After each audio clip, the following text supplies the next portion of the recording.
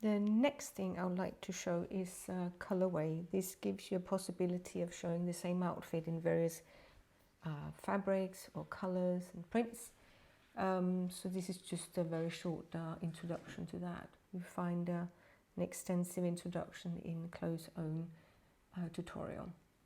So at the top of my interface I have this menu, and under the editor I find Colorway.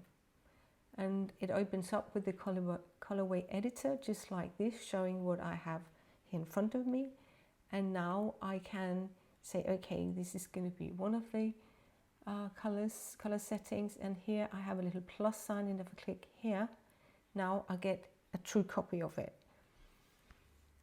The one I can work on is the one that's like in a grey tone instead of in the black. So now I can work on this one here, and I could for the sake of it just go and click here on my colors here, and I can open up and say, okay, color wise I want to change it.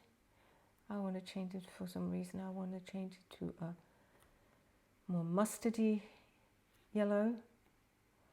And then once I've done it, and I can see it here, but I'll need to say update. And now I can see it here as well. I can go for another one and say, okay, if I need the musty color there, I'll like to go with a different kind of green. That's perhaps a little bit more autumnal. And I see it over here immediately, and I can say done to that. And once I've done it, I need to click on update again, and then I get the new version of it.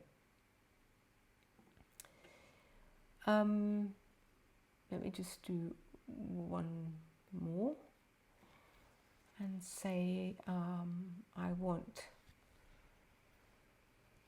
a different color again. Maybe I'll go into a different kind of more orangey color, like that, and I'll say update again. So now this could be my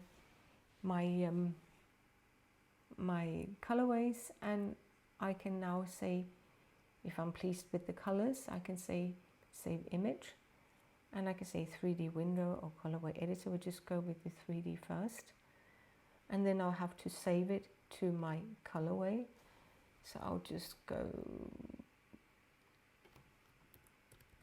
Colorway 2, and now I can see it's lined up like this here, and this is a default setting. The default goes the layout. It's vertical. You can change this side by side. You can also change the view count. I'll show you that. And these are the names. I could have named them as well if I wanted to. Transparent background and so on. These are all settings to be dealt with depending where you want to, for instance, show it. If it's just online, 72 is what you want. Otherwise, if you were to print it, you would need something more. I'm going to say save to that.